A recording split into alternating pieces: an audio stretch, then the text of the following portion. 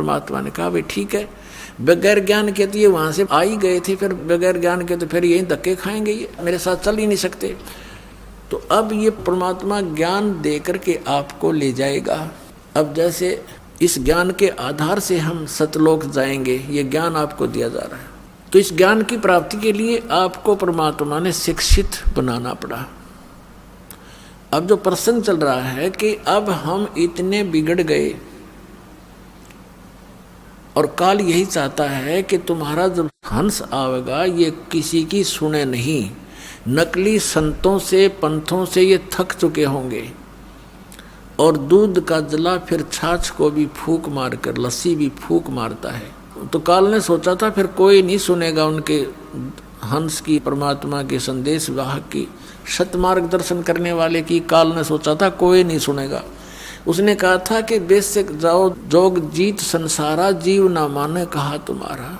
जीव तुम्हारा कहा ना माने और हमारी ओढ़ हो बाद बखाने। काल ने कहा था कि तुम्हारा कोई भी बात नहीं मानेगा और हमारी ओर हो करके, यानी हम काल के ज्ञान पर तुम्हारे साथ वाद विवाद करेंगे, तुम्हारी कोई नहीं सुनेगा। तब परमात्मा ने कहा था कि धर्मदास जी से बता रहे थे कि कहा था प्रभु फिर कैसे बात बनेगी दाता। अब तो आज कलयुग में तो सचमुच इसने हमारे कितने तो धर्म बना दिए और कितने हमारे को अज्ञान से भर दिया। तीर्थ व्रत और इन मस्जिद मंदिरों के पूजनों तक सीमित कर दिया। अब कैसे मानेंगे भगवान आपकी बात को। तो परमात्मा ने कहा था धर्मदास एक समय आएगा कलयुग में और उस समय अपना दास भेजेंगे हम और फिर देखना मैं कैसे लीला करता हूँ।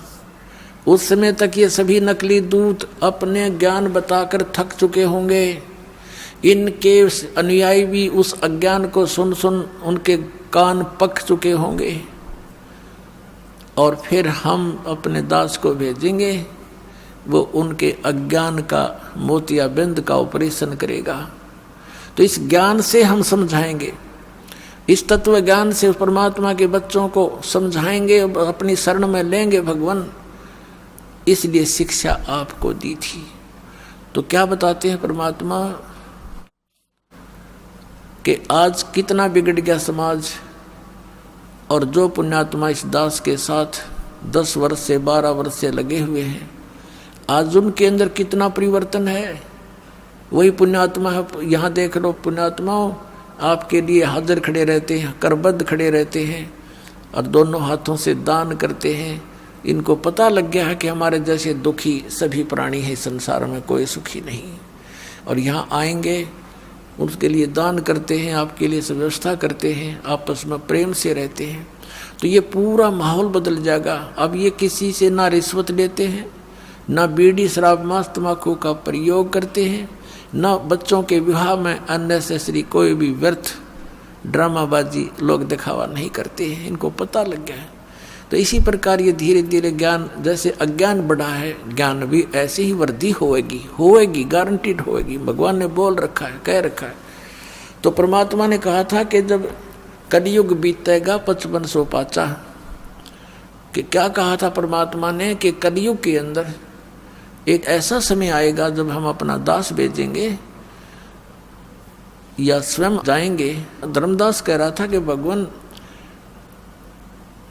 अब आप स्वयं आए हुए हो और अब भी ये कोई नहीं मान रहा दाता, फिर तो और घोर कलयुग हो जाएगा। अब तो बहुत अच्छी आत्माएं हैं, भगवान से डरने वाले भी हैं।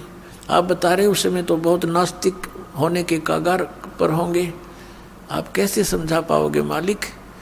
तो परमात्मा ने कहा था वो विधि मेरे पास है, आने दे वो समय जब 5500 वर्ष कलयुग के बीत जाएंगे, तब पूरी पृथ्वी पर मेरी ही ज्ञान की चर्चा होगी और मेरी शरण में सारे आओगे और मैं ही भगवान होगा और एक ही ज्ञान होगा। सब मेरे बच्चे मुझे पहचानेंगे और सतलोक जाएंगे बेटा, अरबों की संख्या में ले जाऊंगा। तो विश्वास रख। तो उस समय धर्मदास का विश्वास नहीं हो रहा था कि भगवान ये कैसे संभव हो सकेगा। आज आप स्वयं विद्यमान हो, उस समय ऐसा जुल्म होगा कि शराबी कवाबी सब बना देगा, ये काल इसकी तनीति है। उसमें तो और करड़ा हो जाएगा। तो भगवान ने कहा था कि जब तक वो समय नहीं आता तब तक ये मेरा वचन भाई हो नहीं साचा। निराधार दिखाई देंगी मेरी बातें, लेकिन जब वो समय आएगा सबको ठीक कर दूंगा। धर्मदास विश्वास रख।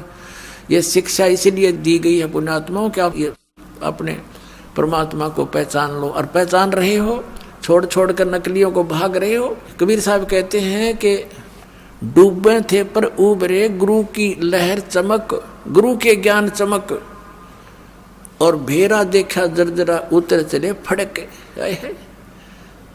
जैसे पहले बेड़ा हुआ करता, बेड़ा क्या होता, नौका तो बाद में चली है, पहले ऐसा दिमाग था लोगों में, क्योंकि काल ने बुद्धि तो छोड़े ही रखी। दरिया पार करने के लिए एक बेड़ा बनाया करते, लंबा चौड़ा, सूखे लकड़ों का या फूस फास सा रख कर ऊंचा सा, जो पानी तक ना पहुंचे, नीचे वैसे बांस बूंस से लगा कर, और उसको वो आधा पानी में डूबा रहता, आधा थोड़ा बहुत ऊपर सूखा।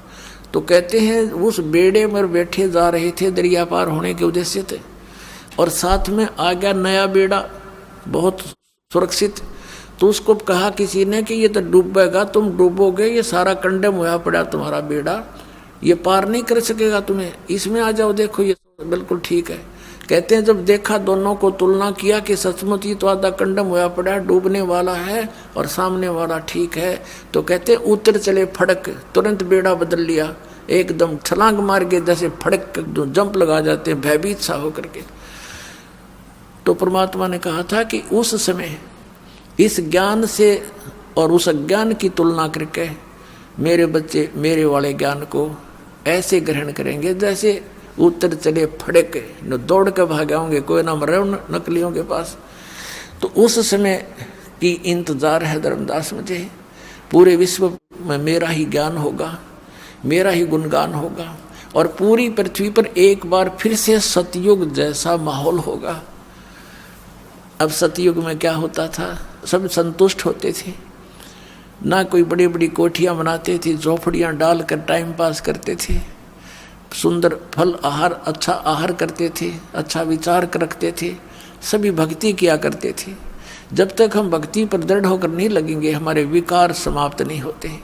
कोई न कोई बकवाद मन में लगी रहती है, कभी कोठी बनाने की, कभी कुछ और लड़की ब्यान की, लड़का ब्यान का, यानी विवाह तो करना ही है, लेकिन जो हमने रीतियां बना रखी हैं वो लड़का जवान होता जाता है, लड़की जवान होती जाती है, पिता और माता के छाती पर बोझ बनता चला जाता है, क्योंकि हमने ये दहेज ले और दे के हमने अपने ऊपर वजन धर लिया। अब ये वजन समाप्त करेंगे, बच्चों का विवाह ऐसे प्यार से करेंगे जैसे सिंपल वे से कति, क्योंकि संस्कार भगवान ने जोड़ रखे हैं। जिस लड़के लड़की का जहाँ संयोग है वहीं होगा, चाहे सर पटक लो कोई, उसमें कोई परिवर्तन नहीं हो सकता। फिर जब भगवान ने ब्याह कर ही रखा है तो हम तो निमित्त बने थोड़ा सा कि हम अपनी पुत्री का विवाह आपके पुत्र से करना चाहते हैं। खाना खिलाओ थोड़ा सिंपल सा, और बच्ची को पढ़ाई कर दो, ड्रामाबाजी फलान दकड़। और जब भगवान ने उसकी किस्मत में लिख दिया और फिर इधर से नाम प्राप्त हो गया, तो भगवान नई किस्मत लिखेगा अपनी बेटी की। एक दहेज से कितने दिन सुखी हो सकता है, और कितने दिन अपने पुत्री को आप सुखी कर सकते हो, वो लेने वाला कितने दिन उससे अपना निर्वाह कर सकता है। फिर भी अपने हाथों से निर्वाह करेगा और भगवान पर विश्वास करेगा तो जीवन सफर उसका अच्छी तरह पूरा होगा। तो हम पहले से ही मालिक से डर कर चलेंगे। अगर हम किसी का धन लेते हैं तो हमारे ऊपर कर्जा बन गया, दान लेते हैं, दहेज लेते हैं, और फिर यही लेन देन के चक्कर में फिर हम उनके पशु बनकर आएंगे। आज हम दामाद बनकर ले रहे हैं, अगले जन्म में पशु बैल बनकर देंगे, गधे बनकर देंगे उनके। बता क्यों शर्म दर्द करे। तो बिना ज्ञान के कहते जैसे किरका जहर का रंग होरी हो, कहो कौन तिस खावे राम रंग होरी हो। जब आपको ज्ञान होगा कि तो विष है, इस विष को कैसे खाएं। अब विष पड़ा हो कहीं पर, एक कण भी पड़ा हो और आपको पता है ये विष है, आप लगा के दिखाना, जीभ के फेंक देगे नू और हाथ भी धो खाओगे, और इसी जगह डालोगे कहीं और का हाथ ना लग जाए और भी ना मर जाए। तो ये विष खा रहे हैं हम, और यही भटक रहे हैं, मर रहे हैं, गधे कुत्ते बनकर सड़ रहे हैं, एक दूसरे के फिर लठ खा रहे हैं। कोई गधा बनकर खा रहा है, कोई बैल बनकर खा रहा है, कोई खच्चर बनकर लटखा रहा है। तो ये ऐसा जुल्म, हमें ज्ञान नहीं मिला, हमें भगवान नहीं मिला, इस कारण से हम यहाँ इस काल के नकली चोचलों में उलझ के अपना जीवन नष्ट कर जाते थे।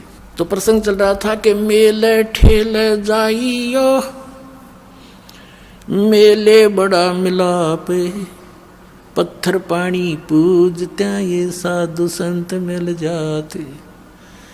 अपने आत्मा पहले तो परमात्मा आए थे 600 वर्ष पहले, 600 वर्ष पहले, और 120 वर्ष रहे। एक ही दिन में हजारों स्थानों पर प्रकट होकर के अपना प्रचार किया करते थे। एक सिद्धि बहुचोल्य उधार है, एक सिद्धि है बहुत रूप बना लेती है। पुण्यात्मा परमात्मा से प्राप्त शक्ति से भी कुछ सिद्धियां किसी व्यक्ति में आ जाती हैं। जैसे हम सुना करते थे कि एक महात्मा ने वहाँ कहीं आश्रम बना रखा था, झोपड़ी में रहता था। क्या बताते थे कि उस महात्मा को कुछ देखा कि एक दिन वो उस घर में वहाँ भी थे, उस गांव में भी इस टाइम थे जहाँ जाना असंभव था। दूसरा तीसरा बताता था कि मैंने वहाँ भी देखे थे ये महात्मा उस दिन इस समय वहाँ पर थे, हमारे यहाँ जो वो इकट्ठे होते थे। तो कहने का भाव ये है कि परमात्मा से प्राप्त हल्दी की गांठ से भी कोई पंसारी बन जाता है, और परमात्मा में तो असंख्य सिद्धियाँ हैं ऐसी ऐसी। तो उस परमात्मा ने ऐसे किया, और अब ये टेलीविज़न दे दिया। अब इसके कारण से अपने बच्चों को समझा रहे हैं। अब दूसरा क्या बताया कि मेले ठेले जाइयो मेले बड़ा मिलाप, और पत्थर पानी पूजता कोई साधु संत मिल जाते। अब कहते हैं जैसे इन धार्मिक मेलों पर श्रद्धालु ही जाया करते हैं मोक्ष प्राप्ति या कोई धन लाभ के लिए, कोई संकट निवारण के लिए दुखी भी जाते हैं। तो साधु संत मिलते रहे, हमें वो तत्व ज्ञान ना था, जिस कारण से उन महापुरुषों से भी हम दूर हो गए। अज्ञानता के कारण, अनजानपने में काल के दूतों ने हमें भ्रमित कर दिया। अब परमात्मा ने ऐसी कृपा बख्शी है कि आपको शिक्षा दी, अक्षर ज्ञान करा दिया, और अब एक ऐसी जड़ी बनवा दी इस दास के द्वारा, इस सारे आध्यात्मिक ज्ञान को सुलझा के एक कैप्सूल बना दिया, ज्ञान गंगा। एक कैप्सूल बना दिया। दास ने सत्संग किया तो भक्तों ने उसको संग्रह करके एक पुस्तक बना दी, ज्ञान गंगा। और उस पुस्तक को लेकर के ये भक्त वहाँ पर जाते हैं जहाँ धार्मिक मेले भरते हैं। जैसे एक बार हरिद्वार में मेला भरा, कुंभ का मेला, और वो 1 महीने चला। हमारे भक्त वहाँ गए पुस्तक लेकर के, तो श्रद्धालुओं ने पुस्तक ली। कुछ जो जिनकी रोजी रोटी चल रही थी उन्हीं स्थानों से, उन्होंने विरोध किया, भक्तों के साथ भी दुर्व्यवहार किया। ये गए थे परमार्थ के लिए, और जिन पुण्यात्माओं को पुस्तक हाथ लगी वो कौन था? वो पुस्तक नहीं, वो कबीर परमात्मा की उपस्थिति समझो, वो संत समझो। तो अब तरीका संत का ये बनाया मालिक ने कि सब शिक्षित हैं, ये तत्व ज्ञान रूपी पुस्तक उनको दे दी, और उस पुस्तक को पढ़कर अब वो पुण्यात्मा यहाँ आ रहे हैं। कोई मथुरा में गया था फेरी लाने, वहाँ भगत पहुँच के परमात्मा के बच्चे अपने भाई बहनों को जगाने के लिए उनको पुस्तकें दी। वहाँ भी वहाँ के जो ठेकेदार बन रहे हैं, उनकी दुकान चल रही है, वहाँ भटकने वालों से पैसे ले लेकर अपना निर्वाह कर रहे हैं, दुनिया को भ्रमित कर रहे हैं। आप भी नरक में जा रहे। उन्होंने विरोध कर दिया, पकड़ो पकड़ो इनको। फिर वहाँ से भाग गए बेचारे। ऐसा जुल्म कर रखा है इन अज्ञानियों ने। अब इतना शिक्षित समाज है फिर भी उन्हीं के भ्रम में भरे पड़े हैं। फिर ऐसी जगह जगह पर जाते हैं उनको समझाने के लिए। उद्देश्य इनका कोई स्वार्थ नहीं है, परमार्थ के लिए जाते हैं, अपनी स्वेच्छा से जाते हैं कि हम दुखी थे, ये भी दुखी हैं, इनको ज्ञान नहीं, इस तत्व ज्ञान से ये सुखी हो जाएंगे, इनके बच्चे भी सुखी होंगे, इनका जन्म मरण का रोग भी कटेगा। इस उद्देश्य से जा रहे हैं। तो कहते हैं मेले ठेले जाइयो मेले बड़ा मिलाप, और पत्थर पानी पूजते हैं या ज्ञान गंगा मिल जाते तो बेड़ा पार हो जाएगा आपका। पुण्यात्मा परमात्मा हमें याद दिलाने आए थे इस झूठे सुख को सुख कहे ये मान रहा मन मोदे। ये सकल चबीना काल का कुछ मुख में कुछ गोदे। परमात्मा बताते हैं कि झूठे सुख को भी आप सुख मान रहे हो और ये यहाँ सब काल का आहार है, कुछ मुख में है कुछ गोदी में। अब परमात्मा ने बताया कि जिसको तुम परमात्मा मान रहे हो, परमेश्वर कबीर जी कहा करते थे कि जिसको तुम भगवान मानते हो ये भगवान नहीं है। श्रीमद् भगवत गीता अध्याय नंबर 15 के श्लोक नंबर 1 से 4 में, 16 और 17 में इस अध्यात्म मार्ग का बहुत सा ज्ञान सुलझाया है। अपने आत्माओं, ये जो तत्व ज्ञान रूपी जड़ी दास आपको दे रहा है, सत्संग सुना रहा है, इसी के आधार से यह पुस्तक बनी है। पहले भक्ति सौदागर को संदेश बनाया था 2 भागों में, फिर उसी को एज इट इज है वो नाम बदलना पड़ा, क्योंकि भक्ति सौदागर पुस्तक को सुनकर ये नकली डेरे वाले बिदकन लग गए कि यह पुस्तक नहीं लेनी है, ये पुस्तक नहीं लेनी है। तो बच्चा नाम बदल लिया कि अपनी जड़ी ये पहुँच जा भक्ता के तक। तो ये एक ऐसा ज्ञान सुलझा दिया। कबीर परमात्मा कहते हैं, कहा है मालिक ने कि 9 मन सूत उलझिया ये ऋषि रहे जखमार, और सतगुरु ऐसा सुलझा दे उलझना दूजी बार।